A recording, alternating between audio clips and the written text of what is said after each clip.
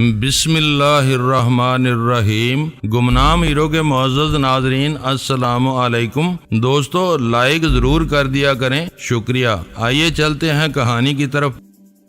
وہ بن کے قریبی دوستوں میں شامل ہے اور ایف بی آئی کا تنخواہ دار افسر ہے۔ پاکستان آنے سے پہلے مجھے معلوم نہیں تھا کہ وہ یہاں تعینات ہے۔ یہاں وہ بن سے ملتا رہا تھا، اور پھر تم کہہ رہی ہو کہ تمہیں بن کی اصل مصروفیات کا علم نہیں ہے۔ میں نے طنز سے پوچھا۔ میں قسم کھا سکتی ہوں کہ مجھے اس بارے میں بالکل علم نہیں ہے۔ اس کی رازدارانہ سرگرمیوں اور مشتبہ لوگوں سے میل جول کی وجہ سے بس اتنا اندازہ ہے کہ وہ یہاں کوئی غلط یا غیر قانونی کام کر رہا تھا۔ اس کی زیادہ تر سرگرمیاں خفیہ ہوتی ہیں اور وہ بلا ضرورت باہر نکلنے سے کتراتا ہے۔ اس نے پھنسی آواز میں جواب دیا۔ وہ یہاں کن لوگوں سے ملتا جلتا رہتا تھا؟ میں نے اس کے چہرے پر اپنی نظریں گاڑ کے پوچھا۔ میں تمہارے پور ہول قید خانے میں اس سوال کا جواب دے چکی ہوں۔ مجھے صرف دو نام معلوم تھے، چوپڑا اور راجا۔ وہ ان سے بات کرتا تھا، ان کے فون آتے تھے، میں نے انہیں کبھی نہیں دیکھا۔ ابھی تم نے بتایا ہے کہ نک اس سے ملتا رہتا تھا۔ تم دونوں کو پاکستان آئے 3 مہینے ہو چکے ہیں۔ اس دوران میں وہ کتنی بار آیا تھا؟ 3 یا شاید 4 بار، اس نے اپنے ذہن پر زور دیتے ہوئے جواب دیا۔ میں اسے بن کا دوست سمجھتی تھی۔ مجھے یہ اندازہ نہیں ہوا کہ وہ کسی خفیہ کام کے چکر میں بن کے پاس آتا ہے۔ یکا یک اس کی آواز خوف سے کمزور ہو گئی۔ کیا نک یہاں کوئی گڑبڑ کر رہا ہے؟ نک تمہارے بن کا سرپرست ہے، سب کچھ اسی کے ایما پر ہو رہا ہے۔ اس میں میرا کوئی قصور نہیں ہے، میرے ہاتھ صاف ہیں۔ میں کسی گندے کھیل میں شامل نہیں ہوں۔ تم مجھے معاف کر کے رہائی دے چکے ہو۔ یہ میری بدقسمتی ہے کہ نک مجھے یہاں چھوڑ گیا اور میں دوبارہ تمہارے سامنے آ گئی۔ میں وعدہ کرتی ہوں کہ اب موقع ملا تو میں بن کو سمجھا بجھا کر یہاں سے واپس نکال لے جاؤں گی۔ نک کی وجہ سے ہم اپنی زندگیاں داؤ پر نہیں لگا سکتے۔ یہ بات اب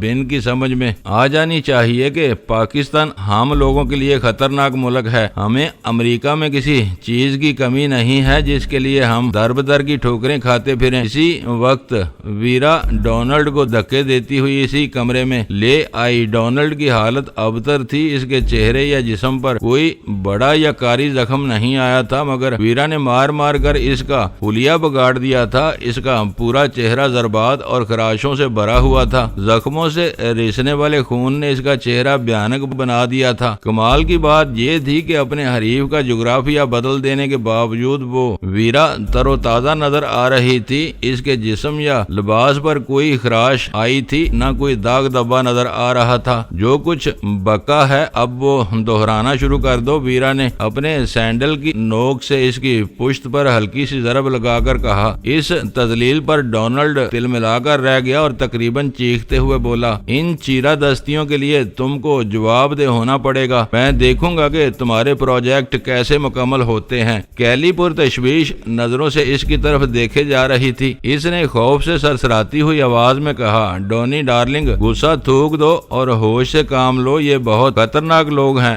میں ان کو بھگت چکی ہوں۔ تم نے ان کا قید خانہ دیکھ لیا تو دہشت سے تمہارا پیشاب خطا ہو جائے گا۔ میں لڑنے بیڑنے والا آدمی نہیں ہوں، وہ ہانپتے ہوئے بولا۔ یہ بہت ذلیل لڑکی ہے۔ میں سوچ بھی نہیں سکتا تھا کہ ایک عورت ذات مجھ پر ایسا شرمناک تشدد کر سکتی ہے۔ یہ لوگ مجھ سے دور رہ کر شرافت سے بات کریں تو میں ان کی ہر بات کا جواب دینے کے لیے تیار ہوں۔ اس کے انداز سے ظاہر تھا کہ اس نے وہ باتیں کیلی سے کہی تھیں، لیکن ویرا اس وقت ڈونلڈ کے حق میں خدائی فوجدار ثابت ہو رہی تھی۔ گرا کر بولی، ابھی میں دور ہوں مگر زیادہ دیر تک تم سے دور نہیں رہ سکوں گی۔ شرافت سے اور تیزی سے اپنی کہانی دہرانی شروع کر دو۔ فوری طور پر ڈونلڈ کی زبان نہیں چل سکی۔ وہ گو مگو کے عالم میں تھا کہ ویرا نے اپنی جگہ سے جنبش کی اور وہ ہذیانی انداز میں بلبلاتا ہوا یوں دوہرا ہو گیا جیسے ویرا اس کے جسم کے وسطی حصے پر کوئی کاری ضرب لگانے والی ہو۔ اس نے آگے جھک کر اپنے دونوں ہاتھ گھٹنوں میں پھنسا لیے تھے۔ میں لکھنے پڑھنے والا شریف آدمی ہوں۔ ویرا کو اپنی جگہ پر رکتا دے کر ڈونلڈ نے فوری طور پر بولنا شروع کر دیا۔ مجھ پر تم لوگوں کا عذاب نک ہاروے کی وجہ سے نازل ہوا ہے۔ اس کا مجھ پر صرف اتنا احسان تھا کہ اس نے کسی زمانے میں میرا تعلیمی خرچ پورا کرنے میں میری مدد کی تھی۔ وہ رقم اس نے مجھے عطیے میں نہیں دی تھی، مجھ سے مخبری کے چھوٹے موٹے اور بے ضرر کام لیے تھے۔ بعد میں اس نے مجھے ٹیڑھے کام سونپے تو میں نے انکار کر دیا۔ اس وقت اس نے مجھے بتایا کہ میرے پرانے کام بھی معمولی اور بے ضرر نہیں تھے۔ وہ جرائم ثابت ہونے پر امریکہ کی کوئی بھی عدالت کم از کم 7 سال کے لیے مجھے اندر کر سکتی تھی۔ خدا اسے غارت کرے، وہ پکا بلیک میلر ہے۔ وہ میرے کیریئر کی ابتدا تھی۔ مجھے عدالت سے 1 گھنٹے کی بھی سزا ہو جاتی تو میرا مستقبل تباہ و برباد ہو جاتا۔ میں اس کے لیے کام کرنے پر مجبور ہو گیا۔ وہ دن ہے اور آج کا دن نک حمزاد کی طرح میرے سر پر مسلط ہے۔ مجھے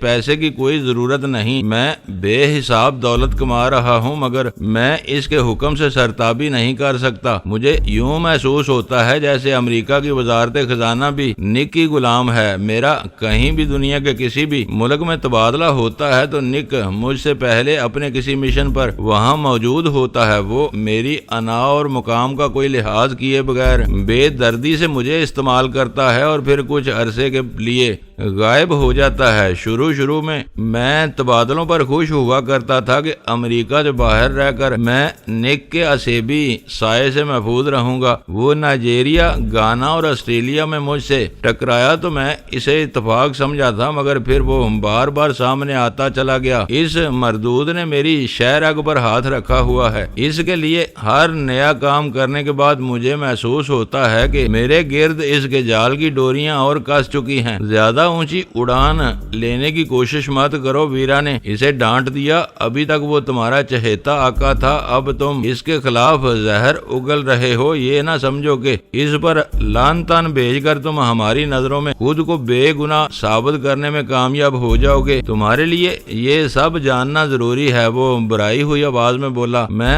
حالات کا شکار ہوا ہوں۔ تم کو معلوم ہونا چاہیے کہ سیکرٹ ایجنٹ کس طرح معصوم اور بولے بالے نوجوانوں کو اپنے چنگل میں پھانستے ہیں۔ میں اپنی اس دوہری زندگی سے تنگ آیا ہوا ہوں۔ زبان کھولنے پر مجبور کر دیا گیا ہوں تو کھل کر سب کچھ بتا رہا ہوں۔ ڈونی، کیا نیک واقعی برا اور خطرناک آدمی ہے؟ کیلی کے ہونٹوں سے سہمی ہوئی آواز برآمد ہوئی، وہ شاید اس سے بھی زیادہ برا اور خونی آدمی ہے۔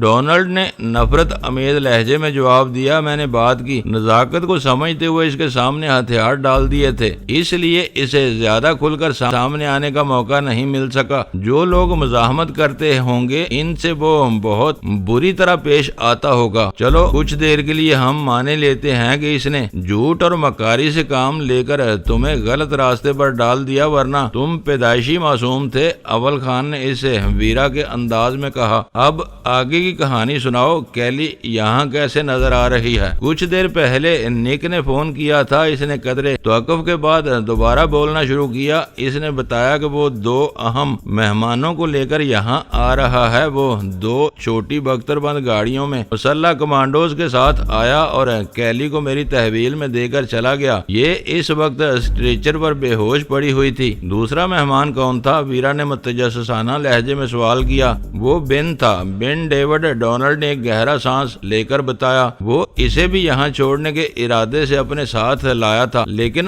راستے میں اسے شبہ ہو گیا کہ کوئی بختر بند گاڑیوں کا پیچھا کر رہا تھا۔ اس نے کیلی کو چھوڑ دیا، بن کو اپنے ساتھ لے گیا۔ مجھے یوں محسوس ہوا جیسے یک میرے بھرے ہوئے غبارے کی ہوا نکل گئی ہو۔ بے اختیار میری مستفسرانہ نگاہیں اول خان کی طرف اٹھ گئیں۔ اس نے عین موقع پر نشیمن کے فاٹک کی جوری سے اندر جھانکا تھا اور یہ تصدیق کی تھی کہ احاطے میں بختر بند گاڑیوں کے پاس 3 غیر ملکی موجود تھے، جن میں بن ڈیوڈ شامل نہیں تھا، جبکہ پروفیسر ڈونلڈ نک کے ساتھ بن کی آمد کی سنسنی خیز کہانی سنا رہا تھا۔ میرے پاس ڈونلڈ کے بیان پر شبہ کرنے کی کوئی وجہ نہیں تھی۔ کیا بن ڈیوڈ کو پہلے سے جانتے ہو؟ میں نے چبھتے ہوئے لہجے میں اس سے پوچھا۔ ہاں، میں کئی بار اس سے مل چکا چکا تھا وہ کیلی سے ملنے کے لیے آتا رہتا تھا۔ مجھے معلوم تھا کہ وہ کیلی کا اکلوتا بوائے فرینڈ ہے، اور یہ بھی معلوم تھا کہ بدماش ہے، اس کا مشتبہ لوگوں سے میل جول ہے۔ یہ سب نہیں معلوم تھا، لیکن اس کے طور طریقے اچھے نہیں تھے۔ میرے لیے وہ کبھی بھی پسندیدہ ملاقاتی نہیں رہا تھا۔ میں نے اپنی جیب سے تصویر نکال کر اس کی طرف بڑھا دی اور پوچھا، کیا تم اسے پہچانتے ہو؟ ڈونلڈ نے تصویر دیکھتے ہی اپنا سر اسبات میں ہلا دیا۔ یہ بن ہے، پکا یہودی ہے۔ اسے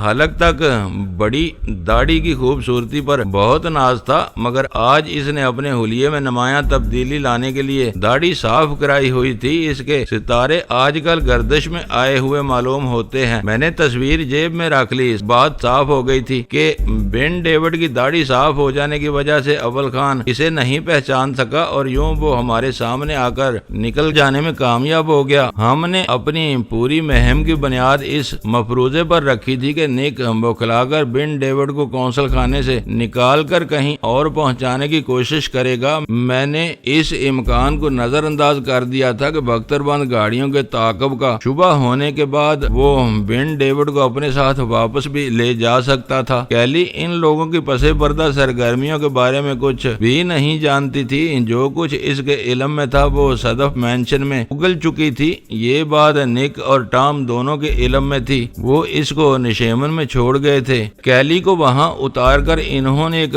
نپا تولا خطرہ مول لیا تھا۔ نک جانتا تھا کہ اس کا تعاقب کرنے والے کیلی تک پہنچ بھی گئے تو اس سے کوئی نئی بات معلوم نہیں کر سکیں گے، جبکہ بن ڈیوڈ ان کے نامعلوم منصوبے میں کلیدی اہمیت رکھتا تھا۔ اس کے بارے میں وہ کوئی موہوم ترین خطرہ بھی مول لینے کے لیے تیار نہیں تھے۔ مجھے پورا یقین تھا کہ نک اسے واپس قونصل خانے نہیں لے گیا ہوگا۔ نشیمن میں خطرہ بانپ لینے کے بعد اسے کہیں اور پہنچا دیا گیا ہوگا۔ اس نے ہمیں اپنی ہوشیاری اور بیدار مغزی سے گہری ذک پہنچائی تھی۔ بن اور کیلی کو کون کون لایا تھا؟ میں نے اپنی خلش دور کرنے کے لیے ڈونلڈ سے پوچھا۔ بس نک ہی 4 محافظوں کے ساتھ آیا تھا۔ کیلی کا اسٹریچر رکھنے کے بعد ان چھوٹی گاڑیوں میں زیادہ آدمیوں کے سوار ہونے کی گنجائش نہیں تھی۔ اس نے جواب دیا، اس کا مطلب یہ ہوا کہ گاڑیاں اندر پہنچنے کے بعد محافظوں نے اپنا کام سنبھال لیا تھا اور تم ان دونوں کے ساتھ پورچ میں کھڑے باتیں کر رہے تھے۔ کمال ہے،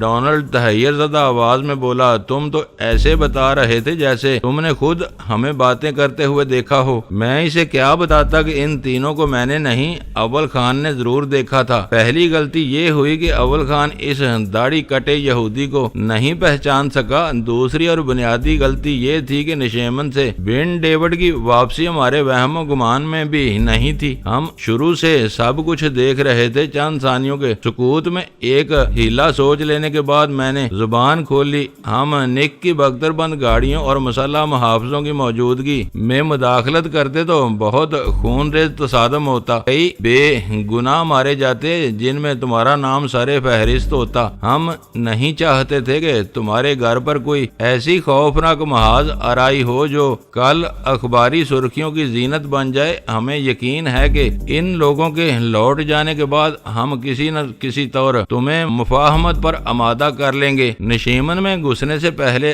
تمہیں میری حیثیت کا اندازہ تھا؟ اس نے حیرت سے پوچھا۔ وقت گزرنے کے ساتھ ساتھ وہ نارمل ہوتا جا رہا تھا۔ ہم ہوم ورک کیے بغیر کوئی قدم نہیں اٹھاتے۔ میں نے پورے اعتماد سے سفید جھوٹ بولا، اگر تم ابتدا میں مخاصمانہ رویہ اختیار نہ کرتے تو تمہاری پٹائی کی نوبت نہ آئی ہوتی۔ مجھے امید ہے کہ تمہارے سارے زخم سطحی نوعیت کے ہیں، 1-2 روز میں مندمل ہو جائیں گے۔ کاش ایسا ہو سکے۔ اب میں یہاں نہیں رکوں گا، کل ہی امریکہ کے لیے نکلنے کی کوشش کروں گا۔ جب تک نک یہاں موجود ہے میرے لیے فضا سازگار نہیں ہو سکتی۔ ڈونلڈ نے اپنا فیصلہ سنا دیا اور ہم سب کو ہاتھ کا اشارہ کرتا ہوا کیلی کے کمرے سے نکل گیا۔ ڈونی، مجھے اکیلا چھوڑ کر تم ان سب کو کہاں لے جا رہے ہو؟ کیلی نے اس کا اشارہ دیکھ کر فریاد کی۔ کہیں نہیں کیلی، میں ان کو روانہ کرنے کی کوشش کر رہا ہوں، اس نے اونچی آواز میں جواب دیا۔ میں ڈونلڈ کی آنکھوں سے مترشح بے اعتباری کی جھلک دیکھی تھی۔ میرا اندازہ تھا کہ وہ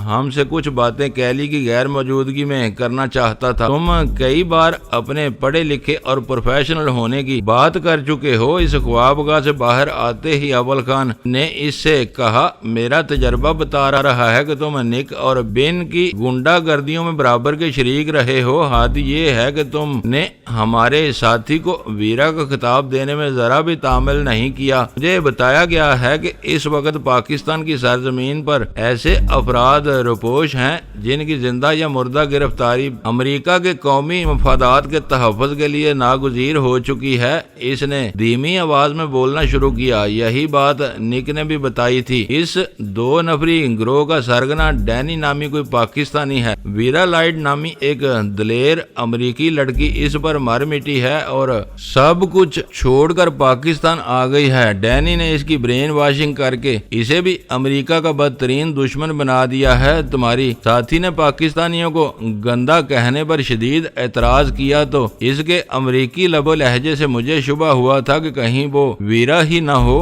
اگر میرا اندازہ غلط تھا تو میں تم سے معافی چاہتا ہوں۔ افراد کبھی قوم کے لیے خطرہ نہیں بنا کرتے۔ یہ پرانے دور کی باتیں ہیں جو تاریخ کی وزنی کتابوں میں دفن ہو چکی ہیں۔ زندہ قومیں اپنے عزم اور ولولے سے زندہ رہتی ہیں۔ ویرا نے پرجوش لہجے میں اس کی تردید کرتے ہوئے کہا، یہ ہمارے حکمرانوں کی ناکامی ہے کہ انہیں ہر کمزور قوم پر چڑھ دوڑنے کا شوق ہو گیا تھا۔ اس شوق نے امریکیوں کو مردار خور چیلوں کی صف میں شامل کر دیا ہے جو گوشت خوری کی ہوس میں ہر قریب المرگ چوپائے کے سروں پر منڈلانے لگتی ہے۔ ڈونلڈ جرجری لے کر رہ گیا۔ تمہارے ایک ایک لفظ سے صفاقی کی بو آ رہی ہے۔ کیا تم بھی امریکی ہو؟ یہ وہ دور تھا جب افغانستان روسی درندوں اور ان کے مشینی جاہو جلال کا کھلا قبرستان بن چکا تھا۔ سائبیریا کے خونی ریچھ کو شکست دینے کے بعد مسلمان اس سرزمین پر فتح و نصرت کے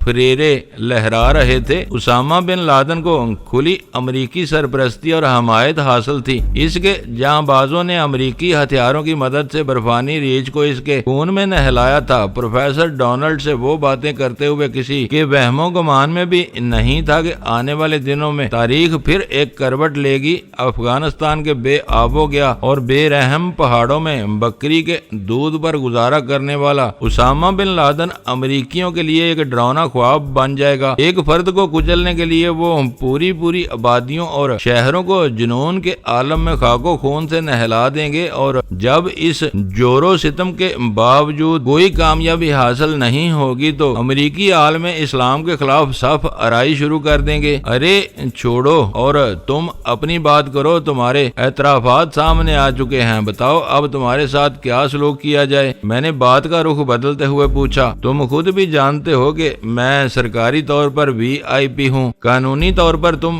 میرا کچھ نہیں بگاڑ سکتے۔ زیادہ سے زیادہ مجھے اپنے وطن بھجوا سکتے ہو۔ وہ ایک ایک لفظ پر زور دے کر بولا۔ من مانی پر اتر آؤ تو میری کھوپڑی میں پگھلا ہوا سیسا بھی اتار سکتے ہو۔ میں نے تمہارے دلوں میں رحم اور درگزر کا جذبہ جگانے کے لیے سچ بولا ہے۔ میری کسی بات میں جھوٹ کی ملاوٹ نہیں ہے۔ میری قسمت کا فیصلہ آخر کار تم کو کرنا ہے۔ تم ہمیں کمرے سے باہر کیوں لائے ہو؟ ویرا نے پوچھا۔ کیلی جنس زدہ کتیا ہے، وہ ہر بات بن کو بتا دے گی۔ ڈونلڈ نے صاف گوئی سے کام لیتے ہوئے کہا۔ یہ کیا بات ہوئی؟ اول خان حیرت اور بے یقینی سے بول پڑا۔ اس کے سامنے تم نے نک اور بن کے خلاف کافی زہر اگلا ہے۔ زہر نہیں اگلا، حقائق بتائے ہیں۔ اس نے اول خان کی بات کاٹ کر تو سی کی۔ یہ بات نک بھی جانتا ہے کہ وہ مجھ سے میری مرضی کے خلاف کام لے رہا ہے۔ مجھے اپنی جان بچانے کے لیے راست گوئی کا پورا حق حاصل ہے۔ پھر تم ہم سے یہاں کیا خاص بات کرنا چاہ رہے تھے؟ اس کی متضاد باتوں نے اول خان کو الجھا دیا۔ یہ بات کی بات ہے، پہلے تم یہ بتاؤ کہ تم نے میرے اور کیلی کے بارے میں کیا فیصلہ کیا ہے؟ اس نے شرط عائد کر دی۔ میں نے اسی لمحے بھانپ لیا کہ وہ کسی نقطے پر سودے بازی کے چکر میں تھا۔ اس پر دباؤ برقرار رکھنا بلکہ بڑھانا ضروری تھا۔ میں نے فوری طور پر کہا، تم کو معلوم ہے کہ آج کل یہاں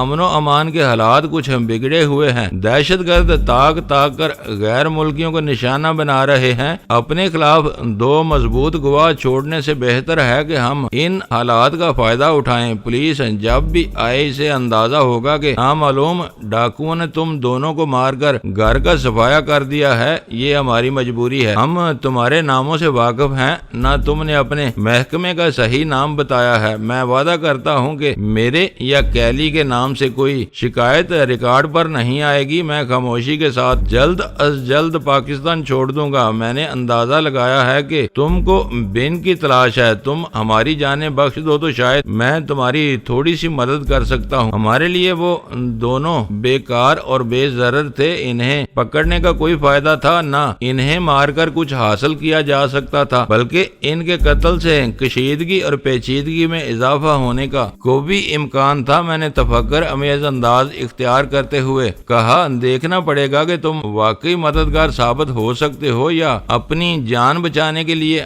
ہمیں فریب دے رہے ہو۔ بن تمہیں کراچی کی C9 نامی کسی عمارت سے مل سکتا ہے۔ اس نے ہماری طرف جھک کر سرگوشی کی۔ یہاں آتے ہوئے نک اور بن الگ الگ دو گاڑیوں میں سوار تھے۔ میرے پورچ میں کھڑے ہو کر انہوں نے تعاقب کے خدشے پر بات کی تھی۔ C9 کی تجویز نک نے پیش کی تھی، جسے بن نے قبول کر لیا تھا۔ وہ ڈیفنس نامی کسی علاقے کی عمارت کا نام یا نمبر ہے۔ تم باوسائل معلوم ہوتے ہو، کچھ محنت کرو تو اس عمارت کا کھوج لگا سکتے ہو۔ ہم دونوں کے خون سے اپنے ہاتھ رنگ کر تمہیں کچھ حاصل نہیں ہوگا۔ عزت مآب پروفیسر ڈونلڈ آرمسٹرانگ میرے اس نظریے کی تائید فرما رہے ہیں کہ بیشتر امریکی فطری طور پر بزدل ہوتے ہیں۔ ویرا نے اچانک اردو میں اعلان کیا، یہ ہر کمزور کو پھاڑ کھانے پر تلے رہتے ہیں، طاقتور کے تلوے چاٹنے میں بھی آر نہیں سمجھتے۔ یہ کیا کہہ رہی ہے؟ ڈونلڈ نے خوف سے ہکلاتے ہوئے سوال کیا۔ ڈرو نہیں، یہ تمہاری تائید کر رہی ہے۔ میں نے اسے دلاسا دیا۔ اس کا خیال تھا کہ تم دونوں کو بے ہوش کرنا کافی ہوگا۔ یوں تو میں ان دونوں کے بارے میں فیصلہ کر چکا تھا، مگر ذہن میں اس کے نتائج عواقب کا